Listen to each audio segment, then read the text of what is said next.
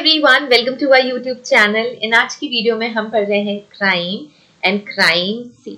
सो lecture शुरू करने से पहले मैं आप सभी को ये रिमाइंड करा दूं कि ये है हमारे ऑफिशियल एप्लीकेशन का लोगो एंड जो लिंक है वो डिस्क्रिप्शन में है। तो आपको हमारी एप्लीकेशन डाउनलोड कर लेनी है, हमें इंस्टाग्राम पे फॉलो कर लेना है, हमें टेलीग्राम पे फॉलो कर लेना है सो दैट आपको सारी इंपॉर्टेंट इन्फॉर्मेशन फोरेंसिक्स की फील्ड से सबसे पहले मिल सके। ओके, सो हमारे ऑफिशियल एप्लीकेशन में क्लासेस अवेलेबल हैं बीएससी की एंड एमएससी की। कौन सी classes? Semester classes. So first semester की क्लासेस अवेलेबल है, थर्ड सेमेस्टर की क्लासेस एंड फिफ्थ सेमेस्टर की क्लासेस। सेम एमएससी के साथ भी और सेमेस्टर की क्लासेस अवेलेबल हैं। Third semester, first semester, BSc की first, third and fifth semester. So ये जो सेमेस्टर क्लासेस है आपकी मदद करेंगी to score super good in your internal exams, in your semester exams. आपका सारा का सारा सिलेबस हम कवर कर देंगे इन कोर्सेज के अंदर एंड आप कभी भी अपने रिक्वायरमेंट के अकॉर्डिंग, अपने कंफर्ट के अकॉर्डिंग कभी भी क्लास अटेंड कर सकते हैं, अपने कॉन्सेप्ट्स क्लियर कर सकते हैं। वो आप एग्जाम के एक दिन पहले भी कर सकते हैं, एग्जाम के एक वीक पहले भी कर सकते हैं, प्रिपरेशन वीक में कर सकते हैं। सो आपके पास सारा कंटेंट अवेलेबल होगा, पीडीएफ नोट्स अवेलेबल होंगे, वीडियो लेक्चर्स अवेलेबल होंगे, सैम्पल पेपर्स हम आपको बता देंगे। सारे इंपॉर्टेंट एरियाज जहाँ से क्वेश्चंस आपके इंटरनल में, आपके सेमेस्टर में बन सकते हैं, वो सारी चीजें हम डिस्कस करेंगे सो दैट आप बहुत ही अच्छा स्कोर करो अपने एकेडमिक्स में। ओके, सो कई बच्चे अपने फैमिली इश्यूज की वजह से या फिर हेल्थ इश्यूज की वजह से कॉलेज की क्लासेस मिस कर देते हैं, अटेंड नहीं कर पाते। उन सभी के लिए बहुत ही अच्छी अपॉर्चुनिटी है कि अगर आप बाय मिस्टेक या फिर because of any reason classes miss कर रहे हो तो आपका सारा कॉन्सेप्ट हमारी क्लासेस से क्लियर हो जाए। Okay, so I hope you guys will be useful for you all. ठीक है, सो आज हम क्लास में पढ़ रहे हैं crime and crime scene. BSc third semester का टॉपिक हम कवर कर रहे हैं फ्रॉम क्रिमिनलिस्टिक्स। ओके, सो जैसे कि शुरू करते हैं, what is crime. So crime को अगर हम सिंपली डिफाइन करना चाहें तो हम कह सकते हैं any act which is against the law. ठीक है, लॉ के अगेंस्ट कोई भी एक्टिविटी क्राइम कहलाती है या फिर illegal activity. Illegal activity is known as crime. अब क्राइम सीन क्या है? कोई भी इलीगल एक्टिविटी जिस भी एरिया में होती है उसे हम कहते हैं क्राइम सीन। ठीक है, एक एक करके पढ़ते हैं। What are crime, what are crimes and what are crime scenes. ठीक है, so crime is all clear I guess. कोई भी इलीगल एक्टिविटी आप कहते हो उसे क्राइम, या फिर कोई भी ऐसा एक्ट जो लॉ के अगेंस्ट हो। अब ये लॉ क्या है? लॉ कुछ ऐसे set of rules and regulations होते हैं जो सभी ह्यूमंस को फॉलो करने होते हैं। जैसे आप स्कूल में कुछ लॉ से या कुछ ऐसे डिसिप्लिनरी वेज होते हैं जिसके थ्रू आप बाउंडेड होते हैं, वैसे ही अगर आप ह्यूमन सोसाइटी में रहते हैं या फिर बीइंग अ सोसाइटी मेंबर आप रहते हैं तो आपको वो फॉलो करना होता है, तो वो है लॉ। एंड अगर इसके अगेंस्ट आप कोई भी एक्टिविटी करते हो तो वो कहलाता है क्राइम, और जिस प्लेस पे ये करते हो वो कहलाता है क्राइम सीन। ठीक है, so what are crime scenes? So the place at which the crime happened. कोई भी ऐसी इलीगल एक्टिविटी जिस भी जगह पे हुई है उसे हम कहते हैं crime scene. Any place which provides the physical evidence. अब कुछ ना कुछ क्राइम हुआ है तो फिजिकल एविडेंसेस भी होंगे या फिर बायोलॉजिकल एविडेंस भी हो सकते हैं। सो कोई भी एविडेंस जिस भी प्लेस पे प्रेजेंट है उसे हम कहते हैं क्राइम सीन। ठीक है, अब जो फिजिकल एविडेंस या जो एविडेंस है, of course it is the heart of a crime scene. It is the starting point of the investigation from where majority of information is gathered. So आप investigation crime scene से ही शुरू करते हो and then आसपास cover करते हो, है ना। सो जो मेजॉरिटी ऑफ एविडेंसेस है आपको क्राइम सीन से ही मिलते हैं। शुरुआत आप कौन सा स्टार्टिंग पॉइंट होता है इन्वेस्टिगेशन का? क्राइम सीन ही स्टार्टिंग पॉइंट होता है इन्वेस्टिगेशन का, क्योंकि प्रोबेबिलिटी सबसे ज्यादा होती है एविडेंसेस मिलने की क्राइम सीन पे। Okay, the scene of occurrence, एक बहुत इंपॉर्टेंट चीज ये है कि क्राइम सीन को हम सीन ऑफ ऑकरेंस भी कहते हैं। ठीक है, so crime scene is not limited in terms of area. So ऐसा नहीं है कि कोई लिमिटेड एरिया ही हमने सेट किया हुआ है कि 100 किलोमीटर के अंदर ही कुछ क्राइम हुआ तब हम ही उसे क्राइम सीन कहेंगे, नहीं। क्राइम सीन कोई भी प्लेस हो सकता है, वो कोई जंगल हो सकता है, किसी का गार्डन हो सकता है, किसी का बैकयार्ड हो सकता है, किसी का लिविंग रूम हो सकता है, किसी का बेडरूम हो सकता है, ये सारी चीजें हो सकती हैं। ठीक है, so it is not restricted in terms of area. It is not restricted and may be extended more than one place. हो सकता है एक से ज्यादा जगहों पे हो सकता है कि मैं किसी को मेरे घर में किसी का मर्डर मैं घर में करूं और उसकी लाश में छिपाने के लिए किसी जंगल ले जाऊं। हो सकता है तो दो क्राइम सीन बन गया ना, एक तो प्राइमरी क्राइम सीन हो गया जहाँ पे मैंने लेट्स से मेरी लिविंग रूम में मैंने किसी का मर्डर कर दिया, that is the primary crime scene. अब मैं उस डेड बॉडी को या फिर जो भी एविडेंसेस मुझे लगते हैं उसे कैरी करके मैं आसपास के जंगल में जा रही हूँ डिस्पोज ऑफ करने के लिए, तो जो वो प्लेस हो गया that will be the secondary crime scene. ठीक। The area of crime scene depends upon the nature of crime committed. अब जो नेचर है क्राइम सीन का, of course it will be dependent on the nature of crime, कि nature crime क्या, nature क्या है crime का, किडनैपिंग है, मर्डर है, बर्गलरी है, रेप है, it depends on the type of crime which is being committed. Okay, no two crime scenes are ever the same, really very important। दो murder के क्राइम सीन भी अगर जो सेम क्रिमिनल है वही ही दो मर्डर्स करता है तो भी वो क्राइम सीन यूनिक होंगे, डिफरेंट होंगे। It follows the law of individuality.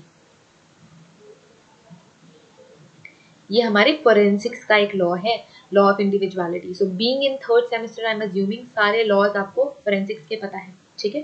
सो यहाँ पे फॉलो होता है law of individuality which says no two crime scenes can ever be exactly same, ठीक है। Each crime scene encompasses not only the geographic area but also the person and things, ठीक है। It depends on that as well. The crime scene should be well protected. जब आप crime scene process करोगे तो आपको उसकी protection का खास ख्याल रखना है। प्रोटेक्टिंग, अगर आप क्राइम सीन प्रोटेक्ट नहीं कर रहे हो तो हो सकता है कि आपके सारे एविडेंसेस डिस्टर्ब हो जाएं, डिस्ट्रॉय हो जाएं, ठीक है। तो इस वजह से प्रायोरिटाइज करना है क्राइम सीन को प्रोटेक्ट करना। तो geographic area and the material object with in it usually can be secured easily. More difficult is preserving the people on the crime scene, ठीक है। ज्यादा डिफिकल्ट होता है कि लोगों को क्राइम सीन में जाने से रोकना, इजी होता है कि आप सारे एविडेंसेस को कलेक्ट कर ले अच्छे से, ठीक है। तो इसी वजह से आपको प्रोटेक्शन, क्राइम सीन की प्रोटेक्शन का खास ख्याल रखना होता है। अगर मल्टीपल लोग जो है बार बार क्राइम सीन पे जाएंगे, क्राइम सीन से आएंगे तो 100% चांस होते हैं कि क्राइम सीन डिस्टर्ब हो जाए। The crime scene includes all areas through which the participant move while entering and committing the crime, while committing the crime and while exiting the crime scene। जो crime scene एक ऐसा area होता है जहाँ पे सारी इन्फॉर्मेशन मिलेगी। अगर मैंने किसी के घर में घुस के किसी का मर्डर करना है तो मैं किसी न किसी ऐसे एरिया लेट्स से विंडो से एंटर करूंगी या गेट से एंटर करूंगी, तो वो एक एंट्री पॉइंट हो गया, वहां पे मैं एविडेंसेस छोड़ सकती हूँ। जब मैं वो अपना क्राइम कमिट कर रही होंगी वहां पे भी मैं एविडेंसेस छोड़ सकती हूँ। और while exiting, entry, doing the work and exit, ये सारी चीजें क्राइम सीन में इंक्लूडेड होती हैं। That's why crime scenes are really really very important. Now the types of crime scenes. So we have three categories of crime scenes. So पहला crime scenes क्या है? On the basis of physical evidence and location of evidence. ठीक है। So first we have your primary crime scene and secondary crime scene. अभी just मैंने example दिया primary scene. Primary crime scene क्या होता है? अगर मैंने किसी का मर्डर किया है लिविंग रूम में, लेट्स से मैंने किसी का मर्डर किया है हॉल में, ठीक है। अब मैं वो डेड बॉडी उठा के लेके जा रही हूँ 30 किलोमीटर दूर जंगलों में टू डिस्पोज इट। ओके, सो जो मैंने अभी एग्जांपल दिया, अगर मैं किसी का मर्डर कर रही हूँ हॉल में, ठीक है, एंड उस डेड बॉडी को मैं 30 किलोमीटर दूर लेके जाके जंगल में डिस्पोज ऑफ कर रही हूँ, तो मेरा प्राइमरी क्राइम सीन क्या हुआ? हॉल, जहाँ पे मैंने सबसे पहली बार क्राइम कमिट किया। एंड देन मैंने उस डेड बॉडी को मैं कहाँ डिस्पोज ऑफ करने के लिए लेके गई? फॉरेस्ट में, जंगलों में। सो वो मेरा सेकेंडरी क्राइम सीन हो गया। सो दोनों ही प्लेसेस पे आपको एविडेंस मिलेंगे, दोनों ही जगहों पे एविडेंस मिलेंगे। So primary crime scene is the place where evidence is recovered from the original place of the crime, ठीक है। Secondary crime scene are the type of crime scene it is a different place other than the original crime scene. वहां पे भी आपको evidences मिलेंगे, right. सो वो crime जहाँ पे सबसे पहली बार कमिट हुआ है वो प्राइमरी होगा, सेकेंडरी जो दूसरा क्राइम सीन होगा वो सेकेंडरी क्राइम सीन होगा। So it is on the basis of location of the crime and physical evidences. Next we have on the basis of size, ठीक है। सो माइक्रोस्कोपिक क्राइम सीन हो सकता है, मैक्रोस्कोपिक क्राइम सीन हो सकता है। अगर क्राइम सीन बहुत बड़ा है, एविडेंसेस आपके लार्ज एविडेंसेस है, तो आप कह सकते हो the crime scene is macroscopic crime scene. Microscopic क्या? बहुत ही स्मॉल एविडेंसेस होंगे, बहुत ही छोटा क्राइम सीन होगा, तो उसे हम कहते हैं माइक्रोस्कोपिक एविडेंसेस, ठीक है। एविडेंस जैसे hair strand, fibres and all that. So ये सारी चीजें आपको माइक्रोस्कोपिक एविडेंसेस की कैटेगरी पे लेके आएगी एंड माइक्रोस्कोपिक क्राइम के अंदर लेके आएगी. Macroscopic is again opposite to microscopic. ठीक है, तो माइक्रोस्कोपिक के लिए आपको माइक्रोस्कोप यूज करना पड़ेगा. So this is the second category of crime scene. Then we have location. On the basis of location, so indoor crime scene, outdoor crime scene and vehicular crime scene.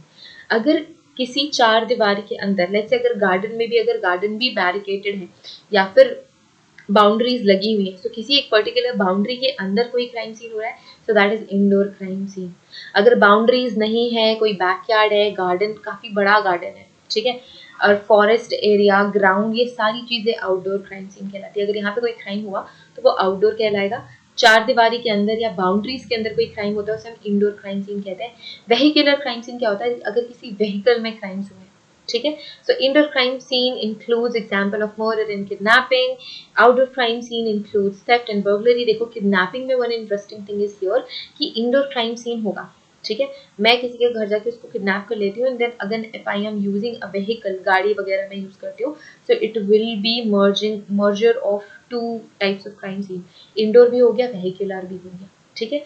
Same with outdoor crime scenes. So we have three category of crime scenes: indoor, outdoor, and vehicular crime scenes. Example would be outdoor के लिए theft and burglary, vehicular के लिए usually sexual assault. ठीक है. So these are the important types of crime scenes on the basis of location, on the basis of size of the evidences and crime scene, and on the basis of location of evidences and crime scene. So I hope everything is clear. We have three major categories on the basis of different elements, and here we have primary, secondary, microscopic, indoor, outdoor, and vehicular. Crime scene is all clear. Crime क्या है ये मैंने already बता दिया. Anything, any activity which is against the law, which is against the society, it is crime. So thank you so much everyone for watching this video. Have a great day ahead. And अगर आपको हमारी semester classes join करनी है तो बिल्कुल देरी मत कीजिए, link description में है, आप ऐप डाउनलोड करके हमारी classes join कर सकते हैं. So see you guys in the next video. Till then, take care. Have a great day ahead. Bye.